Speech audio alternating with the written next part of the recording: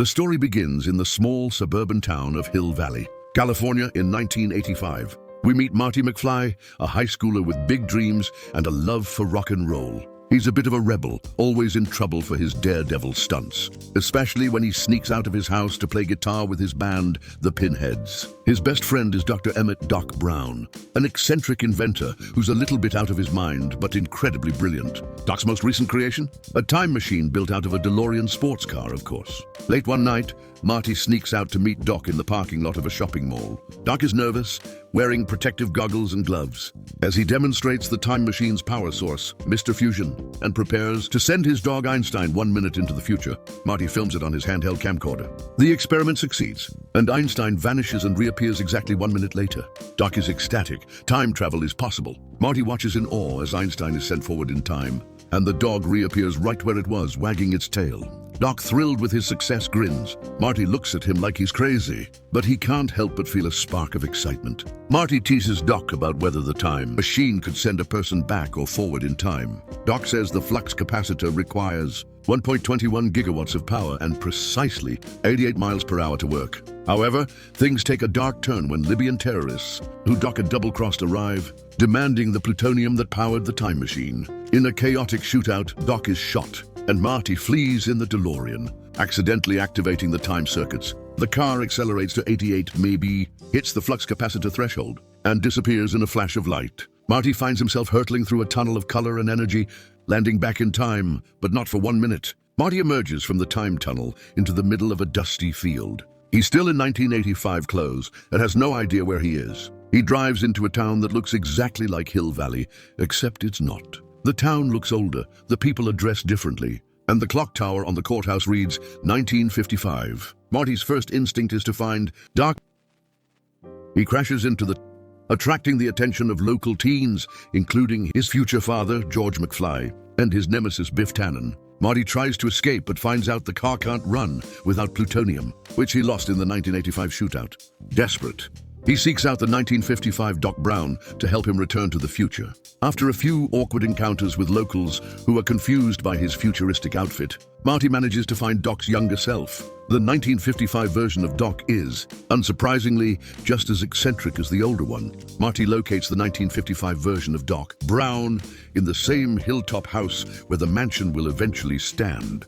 Doc is ecstatic to see Marty, although greatly surprised by his wild-looking clothing and references to the future. Marty explains what has happened, but Doc initially doubts him until Marty recites personal facts and events that have not yet happened. After some initial confusion, Marty explains that he's from the future. In 1955, Doc's disbelief quickly turns into fascination. "Great Scott!" Doc exclaims when Marty tells him where he's from. Marty gives him a rundown of the future, and Doc, now thoroughly intrigued, quickly focuses on figuring out how to get Marty back to 1985, using the lightning strike from the upcoming storm. But Marty soon realizes that he's not just stuck in the past. He's in a situation where his very existence is in danger. 1955, Doc begins devising a plan to harness the power of the town's next lightning storm, set to strike the clock tower during the dance, to generate the 1.21 gigawatts needed for time travel. They work on modifying the DeLorean with makeshift wiring and reflective panels to channel the lightning strike. While Doc and Marty prepare, Marty attempts to find out why. Doc's letter explaining the timeline never reaches. 985, Doc warns Marty not to interfere with past events or change his own future, especially concerning his parents. And as an amazingly smart move from Marty here, he goes ahead and meets his teenage parents, Lorraine and George McFly, accidentally. His dad is a shy, awkward teenager who's constantly pushed around by Biff Tannen, the local bully. George falls into the path of an oncoming car while spying on the teenage Lorraine changing clothes, and Marty is knocked unconscious while saving him. He wakes to find himself tended to by Lorraine, who becomes infatuated with him. Marty is horrified to discover that his mother, Lorraine, seems strangely attracted to him. Yes, him, not George. She's sweet on him, thinking he's the charming, rebellious guy she's always wanted, not realizing that he's her son. This could ruin everything. Lorraine's attraction risks erasing Marty's existence. If his parents don't fall in love, he will never be born. As Marty's siblings begin to fade from a photo he carries with him, Doc realizes Marty's actions are altering the future and jeopardizing his existence. Lorraine was supposed to tend to George, instead of Marty after the car accident. Marty is now in full-on panic mode. He must play matchmaker to help George win Lorraine's heart and make sure their relationship stays intact. However, the problem is that George is an absolute mess. He's terrified of standing up to anyone, especially Biff. The first attempt at making George cool backfires when Marty tries to show off his charm with Lorraine, who has a very different view of what charming looks like. Lorraine quickly finds Marty's bad boy persona irresistible, way more so than George's. Marty does his best to remind Lorraine that he's not the guy she's looking for after all. He's her son. I don't know, but I'm gonna find out. You're my density. I mean my destiny, George says, stumbling over his words when he finally builds up the courage to talk to Lorraine. Things only get worse when Marty realizes that if George doesn't ask Lorraine out, he'll never be born. So Marty steps in and decides to give George a little push to make him stand up to Biff. He arranges a perfect moment for George to be brave and ask Lorraine to the dance. But it all goes wrong when George gets cold feet. Marty's not having it, so he channels his inner tough guy and stands up to Biff, making sure George gets his chance. But as fate would have it, Lorraine asks Marty to the school dance. This kid can never get anything right, I swear. May seem a little forward. So Marty plots to feign inappropriate advances on her, allowing George to intervene and rescue her.